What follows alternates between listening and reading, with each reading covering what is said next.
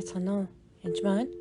Тэгэхээр эзний өмнө даруй байх явдал бол үнэхэр чухал. Эзэнд бууж өгч байгаа хүн даруй байх ёстой. Зүгээр л одоо олны өмнө мундаглаг болох гэж хийж байгаа бол энэ бол бурхан зүрстгэл мэддэг болохоор аюултай зүйл шүү. Бурхантай хуурамч тоглоом тоглоно гэж ирзэж байхгүй. Ядвал түүний таны оюун бодол зүрсгэлийг бүгдийг уншиж чадна. Тэр үнэхээр даруй зүрсгэлээр түүнээс суралцах хүсэлтэй очих бол маш чухал байгаа.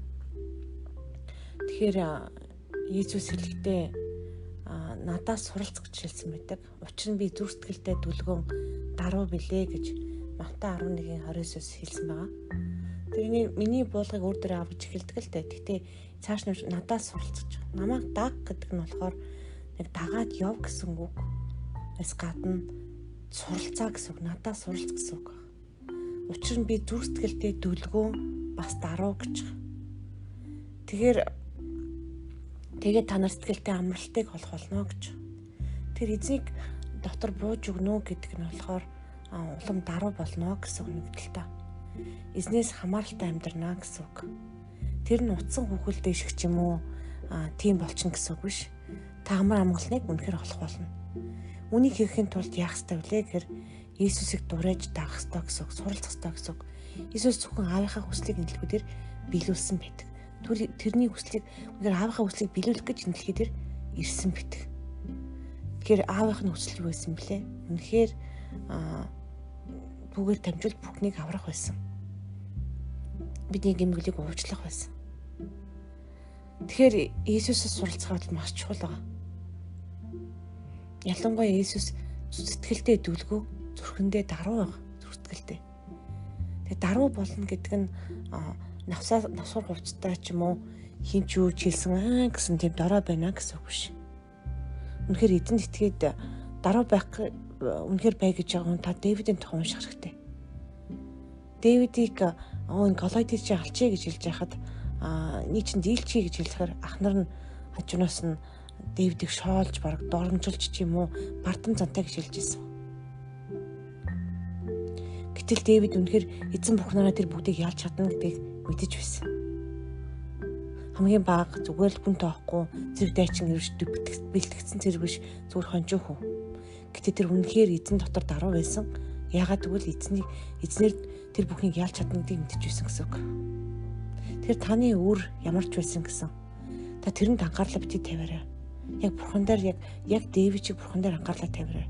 Миний эзэн бурхан том. Тэр Голиатыг ялна. Тэр жижигхэн хідэн чулуугаар нисахад ялна гэдгийг ойлгох хэрэгтэй. Амьдралд байгаа тулгадж байгаа тэр таны уул чи юу лээ? Үнэхээр итгэлтэй хүн жоохон үнэхээр гिचэн чинээр итгэлтэй байхад тэр уулыг тэнгис хайдаг гэхэж залбирахад үнэхээр зүрхэндээ эргэлзүүлэхгүй залбирах юм бол юм боломжтой. Миний эзэн бурханыг хийж чадна гэдэгт итгэж байгаа. Тийм учраас тэр тайгийг өргөхөд талгаа тэнгис хуваагдана гэдэгт итгэх ёстой гэсэн үг. Таны амьдралд ямар проблем байна? Тэр бүх проблемаасаа анхаарлаа бити хандуулаарай. Яг анхаарлаа бурханд хандуулаад яг бат хөлөө бат зогсож жагаад үнэхээр Иесусыг дагна. Тэгээ даруй олж үнэхээр эзэн дотор даруй байна гэдэг нь эзний үгэнд бүрэн итгэнэ гэсэн үг. Эзэнийг хийж чадна гэдэгт бүрэн итгэнэ гэсэн үг. Би бурхантай хамт бүгдийг хийж чадна гэсэн үг эсрэгээрээ. Бурхан та ягэж би юу ч хийхгүй байя гэд илгээ тэрвээ твтэж байгаа хүн гэсэн үг юусоо биш.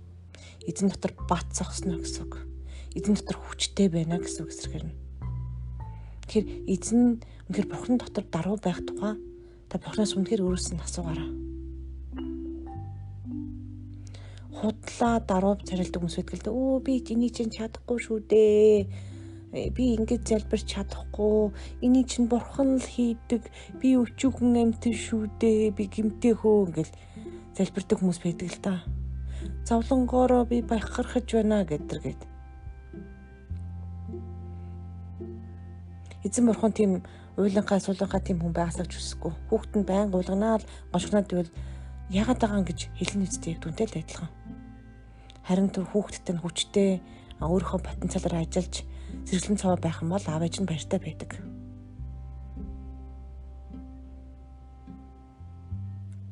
Тэгэхээр Бурхантай хамт бүгдийг хийж чадна гэж хэлж байгаа нь өөрөө даруй байдал эзэн дотор.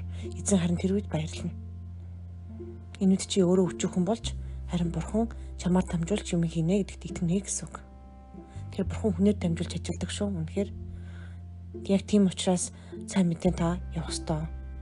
Өөрийнхөө проблемуудыг Бурхантай хамт өөрөө шийдэх ёстой. Үнэхээр бити проблемаас бас айгараа хүмүүсний эсрүүц зогсох ёстой. Асуудал шийдэх шийдлийг бас Бурхантай хамт олох ёстой байгаа шүү. Бурхан та шийднэ гэж хэлээд хаалгаа хаагаад хамаг юмаа товчоод орондоор твтэж болохгүй. Эзнээс асуугаад харин эзний өмнө суугаараа.